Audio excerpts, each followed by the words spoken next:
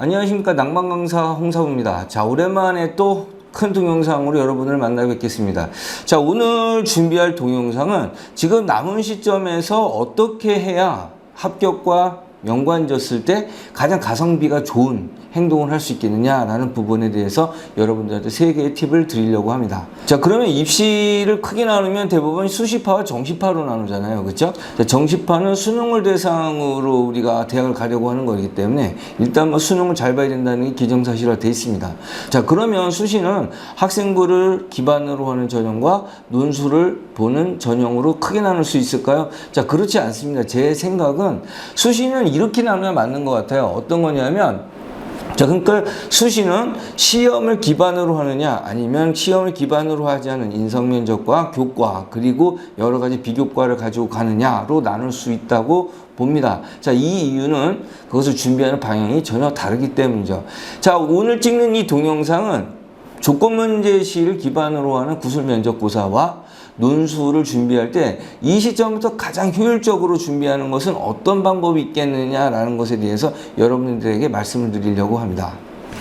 자, 지금 내신이 어느 정도 종료가 된 시점에서 지금 가장 가성비 있게 행동할 수 있는 조건들 혹은 행동들이 3가지를 여러분들에게 말씀을 드릴 건데요. 첫 번째는 마음가짐입니다. 자, 가장 중요한 것은 논술을 준비하는 것이 그냥 허황된 생각으로 헛되이 시간과 돈을 사용하는 경우가 꽤 있기 때문에 이런 부분은 당연히 가성비는 마음적인 관계인 것 같습니다. 자, 첫 번째, 논술은 수능과 내신을 뒤집을 수 있는 전형이다.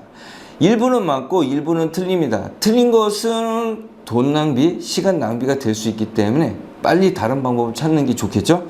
자, 첫 번째 맞는 경우는 이런 경우가 맞습니다. 어떤 경우냐면 수능과 내신이 총점에 비했을 때 자기가 편식이 굉장히 심한 경우에는 분명히 논술이 수능과 내신을 뒤집을 수 있는 좋은 잣대가 됩니다. 특히 수학이 위주로 되는 이과의 논술은 수학만으로 모든 것들을 다 판단을 할 수 있기 때문에 자기가 편식이 심하다, 그것도 수학 쪽에 편식이 심하다, 이럴 경우에는 내가 등급을 여러 단계를 적어도 4개 정도 뛰어넘는 것도 가능하고요. 5개 뛰어넘는 경우도 늘 볼 수 있습니다. 이것처럼 자기가 수능 내신을 논술로 뛰어넘을 수 있는 조건은 이러한 편식적인 자기 성적 때문에 발생할 수 있다고 생각을 합니다. 자, 그런데 아닌 경우도 있죠. 제가 논술을 가르치면서 많은 학생들을 만났을 때 그 학생들 중에 가장 많은 대답을 했던 것은 수능으로도 갈 수 없고 내신으로도 갈 수 없기 때문에 논술로 서울에 있는 대학교를 한번 가보려고 합니다 라는 이야기를 많이 듣게 됩니다. 자, 하지만 내신과 수능 점수는 나의 객관적인 지표가 됩니다. 그러니까 사실 논술도 수능과 내신 점수와 거의 다를 바 없는 점수가 나오게 된다는 거죠. 자, 그러니까 다른 방향을 찾아서 가든지 아니면 자기 내신과 수능 점수에 맞는 그러한 방향을 찾는 것이 가장 좋은 선택지가 될 수 있다는 이야기입니다. 자, 그럼 두 번째 이야기를 해볼까요? 두 번째 이야기는 논술 준비가 독특한 과정이다? 예, 일부는 맞고 일부는 틀립니다.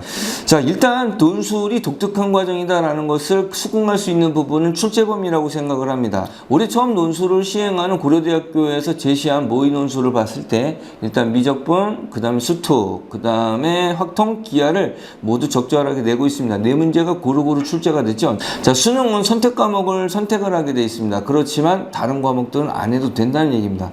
하지만 논술 같은 경우에는 그 선택 과목들을 모두 다루어야 되기 때문에 출제 범위가 분명 다를 수 있습니다. 자, 그리고 자, 문제가 다루는 그 내용의 깊이가 다를 수가 있습니다. 그렇다면 예, 조금 교과서에 있는 내용 외의 것들도 어느 정도 섭취를 해서 어느 정도의 아이디어를 가지고 갈 필요가 분명히 있다고 생각을 합니다. 자, 이런 부분에서는 분명히 독특한 과정이라고 이야기할 수 있어요. 자, 그렇지만 아닌 경우도 더 많이 있습니다.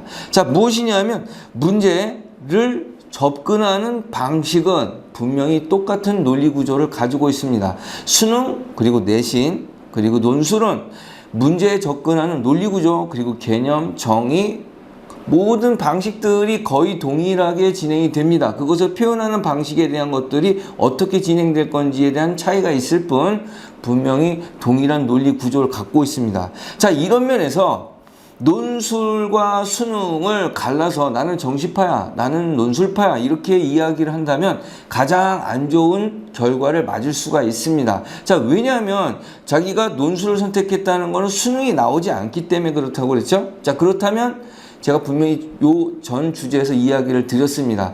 분명히 수능과 내신은 나의 성적이 객관적인 지표다라고 말씀을 드렸습니다. 그러니까 사실 논술도 점수가 잘 나오지 않을 가능성이 많아요. 자, 그러니까 내가 정확하게 어떤 대학을 썼을 때 내가 가장 좋은 결과를 맞을 수 있는지를 곰곰이 생각을 해 본다면 그거는 내신과 수능의 수준을 보고 결정을 하고 하나 정도는 약간 높였을 수 있는 정도? 이 정도에서 결론을 내린다면은 논술이 가장 좋은 효과를 내지 않을까라는 생각을 좀 해보게 됩니다.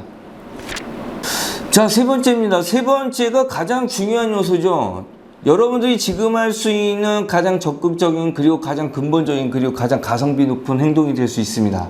자, 무엇일까? 이야기해보면 그 학교 기출과 같은 문제를 많이 풀어보면 되지 않을까요? 라는 질문을 많이 합니다. 자, 이거는 맞기도 하고요. 틀리기도 하는데 틀린 경우가 훨씬 많습니다. 자, 먼저 맞다는 것은 어떤 경우냐?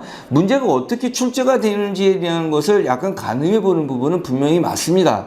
자, 하지만 가장 중요한 부분, 제가 여러분들을 가르쳤을 때 어떠한 모습을 가장 많이 보게 되느냐면 내가 가르쳤던 것이 그대로 문제가 출제가 될 것을 기대를 많이 합니다. 하지만 그 문제가 출제된다기보다는 그게 담고 있는 논리적인 구조를 내가 배우는 것이지 그것이 똑같은 문제를 출제하기를 바라면서 기대한다는 것은 좀 문제가 있겠죠. 그렇게 된다면 시험을 볼 때도 충분히 좋은 기량이 나오지 않게 됩니다.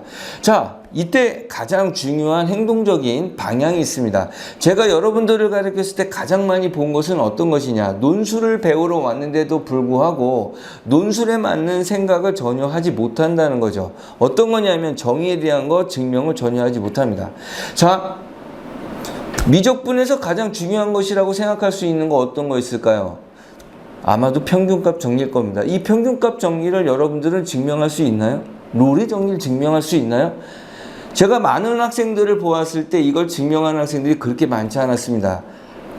자, 학교를 다녀야 되기 때문에 분명히 학교에 있는 시간 동안 내가 무엇을 할지에 대한 것도 곰곰이 고민해 봐야 될 겁니다. 자, 그러니까 교과서에 있는 모든 증명, 그리고 중요한 정의, 그 다음에 중요한 표현들에 대한 것들을 외우는 거, 이게 가장 중요할 겁니다. 여러분들이 정말 강구하는 것은 문제를 많이 풀어서 무엇을 섭취하려고 하고 있지만 가장 중요한 것은 전체적인 맥락을 갖고 있는 정의는 그렇게 많지 않다는 겁니다. 그거를 외운다면 지금 여러분들이 합격할 수 있는 가장 가성비 좋은 행동을 하고 있는 것일 겁니다. 자, 남은 시간 동안 가장 중요한 것, 논술이든 수능이든 시간과 계획을 어떻게 잘 꾸려나올 수 있겠느냐가 가장 관건입니다. 그리고 논술은 분명히 준비하는 과정상에서 이분법으로 존재하지 않고 수능과 같이 병행을 한다면 분명히 여러분들한테 배신하지 않는 좋은 보험과 같은 존재가 될 수 있다고 생각을 합니다. 자, 지금까지 낭만 강사 홍사부였습니다. 방금 전에